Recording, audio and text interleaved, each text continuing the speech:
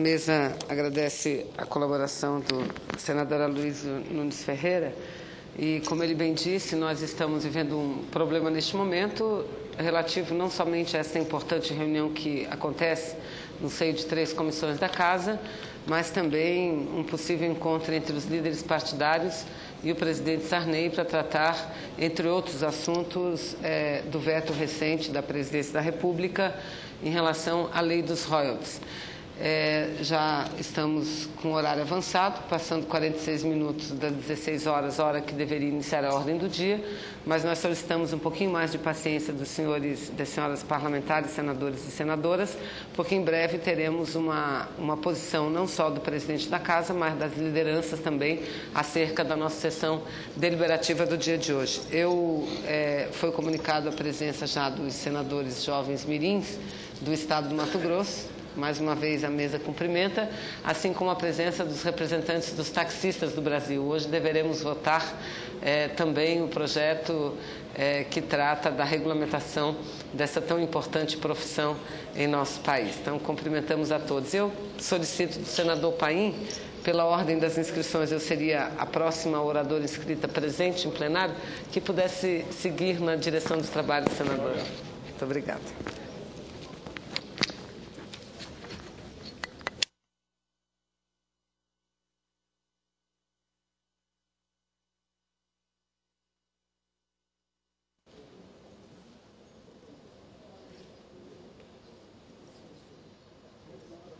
Vamos passar a palavra à nobre senadora Vanessa Gracietin e, em seguida, falará como líder o senador Cristóvão Buarque.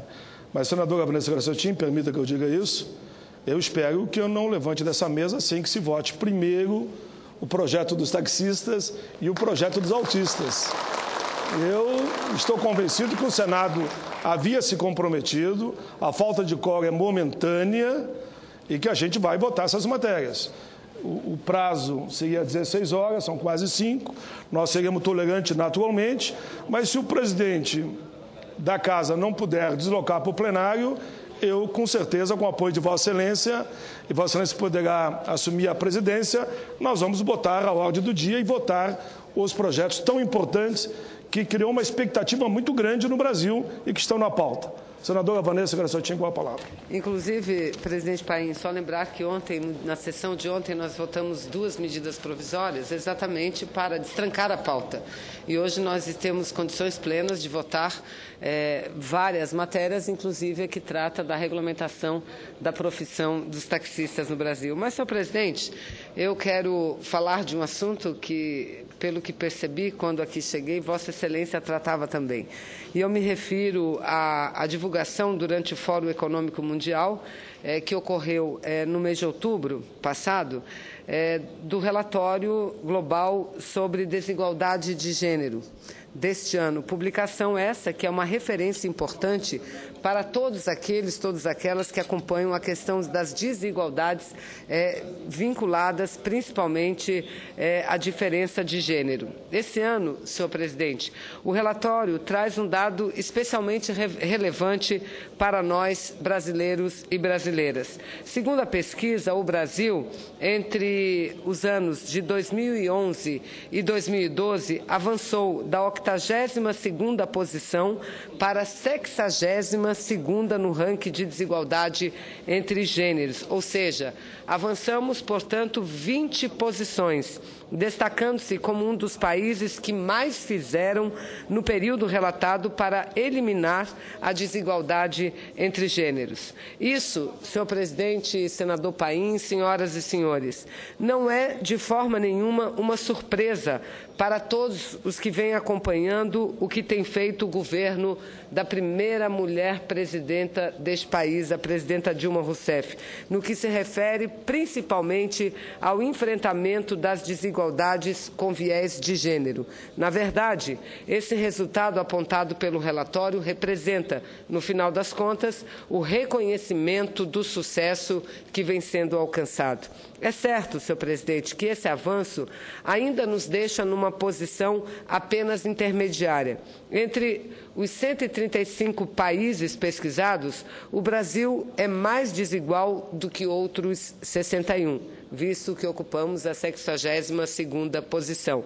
Muitos outros países latino-americanos, em nível de desenvolvimento similar ao nosso, ou até abaixo, estão em nossa frente. A Nicarágua, por exemplo, está entre os 10 países com menor desigualdade de gênero e ocupa a 9ª posição. Nossos vizinhos, Bolívia, Argentina, Equador e Venezuela também já resolveram melhor a questão da desigualdade de gênero, obtendo assim melhores índices segundo os critérios do relatório a que eu me refiro. Portanto, muito ainda resta para fazermos em nosso país. Mas o avanço mais expressivo em um ano mostra, senhor presidente, que nós estamos no caminho certo. E, sem dúvida nenhuma, a eleição da presidenta Dilma, que, pelo simples fato de ser uma mulher, a primeira mulher a presidir o país, já significaria muito. Entretanto, com a eleição da presidenta Dilma, vieram um conjunto de medidas, um conjunto de ações afirmativas, senhor presidente, exatamente para pôr fim a esse tipo de discriminação. Eu aqui me refiro à discriminação de gênero. Vossa Excelência se refere a esse assunto com muita frequência e também à discriminação de raça. Agora mesmo aprovamos leis importantes, a lei de cotas das universidades públicas brasileiras, cotas que não apenas levam em conta a situação e a condição social dos brasileiros e das brasileiras, mas levam também em consideração a questão racial. Isso é importante para que a gente possa também, nesse campo, avançar muito, senhor presidente. Se nós prestarmos atenção agora aos detalhes dos índices construídos pelo relatório, nós podemos ter uma ideia mais adequada das direções em que devemos caminhar com mais determinação. O índice de desigualdade de gênero, usado pelo relatório, considera o abismo entre homens e mulheres em 4 categorias fundamentais: oportunidade e participação econômica, sucesso educacional, sobrevivência e saúde e capacitação política. São esses os 4 pontos principais. Note-se, senhores senadores, que o índice reflete a desigualdade de acesso aos recursos que resulta da diferença entre gêneros e não os níveis em que esses recursos são, em geral, oferecidos. Assim, níveis de desenvolvimento diferentes não afetam o índice, de modo que países com maior grau de desenvolvimento, que em geral põem mais recursos à disposição da população, podem ter um índice de desigualdade pior que outro com grau menor de desenvolvimento, ou seja, os que têm mais dificuldade de garantir recursos de educação e saúde, por exemplo, em níveis adequados para toda a população. A boa notícia é que, segundo o relatório, o Brasil foi um dos 3 países da América Latina e Caribe que conseguiram eliminar a desigualdade nas categorias sucesso educacional. O Brasil é um dos 20 países do mundo que conseguiram isso, senhor presidente, e também no item sobrevivência e saúde. Entre os 135 países pesquisados, apenas 32 conseguiram realizar esse feito, ou seja, nessas áreas, a diferença de gênero já não se traduz mais em uma desigualdade entre homens e mulheres. Ou seja, repito, das 4 áreas analisadas, em 2, o Brasil obteve um avanço significativo. Repito, na área de sobrevivência e saúde e sucesso educacional. O que não significa, como disse, senhor presidente, que os recursos educacionais e de saúde oferecidos à população sejam adequados e suficientes, mas apenas que homens e mulheres têm igual acesso a esses recursos, tal como são oferecidos. Segundo o relatório, os avanços no ensino fundamental, em particular, tiveram uma grande parte na melhora do índice geral brasileiro. Outra categoria em que o Brasil avançou é a da capacitação política, com uma participação feminina em posições ministeriais, passando de 7% para 27%. Isso também contribuiu fundamentalmente para a melhora da posição do Brasil no ranking mundial. Muito embora a posição que ocupamos no ranking específico da capacitação política, que é a 72ª, ainda seja extremamente baixo, mais baixa do que a posição geral que ganhamos esse ano no relatório, senhor presidente, que, repito, avançamos em um ano 20 posições. Nessa posição mais baixa, no entanto, nossa posição mais baixa, no entanto, é a que ocupamos na categoria participação econômica e oportunidade. Ocupamos aí a 73ª posição entre os 135 países analisados. Esse subíndice procura medir 3 desigualdades: a da participação no mercado de trabalho, a da remuneração e de promoção, ou seja, a presença das mulheres em cargos de direção e em determinadas profissões. Aqui, a diferença de gênero ainda se traduz por desigualdades bem acentuadas. E eu antes me referia à participação política, ou seja, é exatamente na participação política, no empoderamento das mulheres e no mercado de trabalho que nós ainda temos uma desigualdade maior. Falei sobre o avanço em relação ao Poder Executivo, ao crescimento da participação feminina em órgãos de direção, principalmente nos ministérios, senhor presidente. Entretanto, no Parlamento brasileiro, a nossa presença ainda é muito pequena. É muito pequena. E hoje nós, mulheres do Brasil inteiro, temos a consciência plena de que a melhor forma que nós temos para avançar mais rapidamente, assim ocupar os espaços que estão reservados no Parlamento, senhor presidente, é promovendo uma reforma política, mas uma reforma política que leve em consideração a aprovação de uma lista partidária onde seja intercalado participação de homens e participação de mulheres. Foi assim que a grande parte dos países do mundo avançou muito na participação feminina do Parlamento.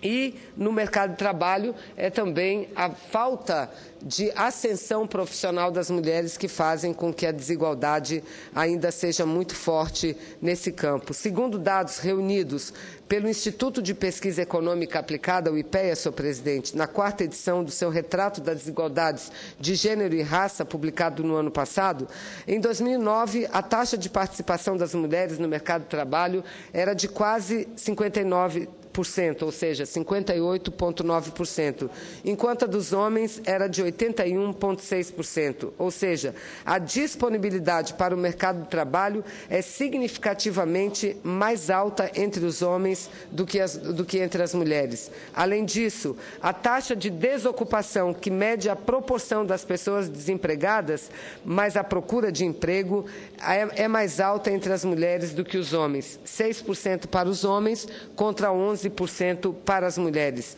Há diferenças importantes também no que se refere à posição na ocupação e distribuição por setor de atividade, com as mulheres ocupando espaços diferenciados no mercado de trabalho e predominando nos trabalhos precários. Há, sem dúvida, avanços. Um estudo publicado pela Unifem, Fundo das Nações Unidas para a Mulher, já há alguns anos, mostra que entre 95 e 2002, os dados são um pouco antigos, mas eles mostram uma tendência importante, a participação das mulheres aumentou de 11% para 14% entre os engenheiros, de 47% para 55% entre os arquitetos, de 31% para 40% na área médica e de 19% para 30% na magistratura. Apesar disso, predominam as mulheres, repito, nos trabalhos precários e informais. Elas são, por exemplo, a maioria absoluta da força de trabalho doméstico. Isso sem contar que, muito frequentemente, cabe ainda à mulher a dupla jornada de trabalho, ou seja, o trabalho de casa e o trabalho fora de casa, o que se torna ainda mais pesado quando se leva em conta que tem crescido o número de famílias chefiadas por mulheres. O estudo do IPEA a que me refiro neste momento, por exemplo, mostra que 88% das mulheres, 88% das mulheres atuam nessa área e dedicam uma hora de afazeres muito superior às horas dedicadas pelos homens. E, no geral, as mulheres dedicam mais do dobro das horas ao trabalho, à ocupação laboral do que os homens. E no que se refere à renda, senhor presidente, as diferenças também continuam muito importantes, não é? A diferença ela ainda gira em torno de 30,5% dos salários recebidos pelas mulheres em relação aos salários recebidos pelos homens. E, para concluir, senhor presidente, eu quero dizer que a gente vive um momento de transição muito importante na sociedade brasileira em diversos aspectos, inclusive no que diz respeito à posição da mulher na vida social. A presidenta Dilma, neste momento de transição, tem sido, sem dúvida nenhuma, um marco definitivo. Eu aqui quero finalizar o pronunciamento louvando não apenas o exemplo da presidenta, mas o trabalho consistente e competente que o seu governo tem feito no sentido de lidar com as desigualdades que ainda maculam tristemente a nossa sociedade, especialmente as desigualdades com viés de gênero, presidente Paim, e raça.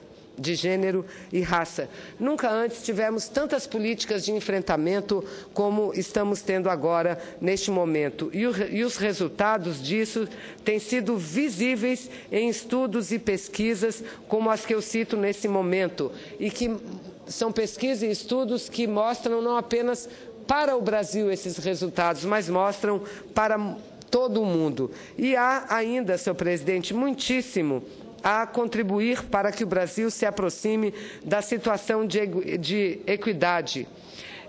Por exemplo, em alguns países do norte da Europa, como Islândia, Finlândia, Noruega, Suécia, que consiste e regularmente encabeçam os rankings de equidade de gênero. Então, o que nós temos que perseguir é isso, um país igual, onde homens e mulheres, cada qual representando a metade da sociedade, possam também ocupar os espaços de forma mais igual e, portanto, de forma mais justa. Na verdade, ainda que bastasse para diminuirmos nossa diferença, mesmo frente a países próximos de nós, tanto geograficamente quanto em relação ao nível de desenvolvimento, como a nossa vizinha Argentina. No entanto, senhor presidente, creio que os sinais que nós temos são extremamente positivos e que basta continuarmos nesse caminho que em breve estaremos comemorando a construção de uma sociedade mais equânime, uma sociedade mais justa de todos os brasileiros, sejam homens, mulheres, jovens, trabalhadores, negros, pardos, brancos, senhor presidente. O que nós queremos é uma sociedade que não seja marcada pela discriminação, pelo contrário, uma sociedade que garante a todos, independente da sua condição de gênero, da sua condição de raça, da sua condição sexual, igualdade e oportunidades em todos os sentidos. Muito obrigada, senhor presidente, era o que tinha a dizer. Bem, senadora Vanessa Graciotin, passo a palavra nesse momento para o senador Wellington.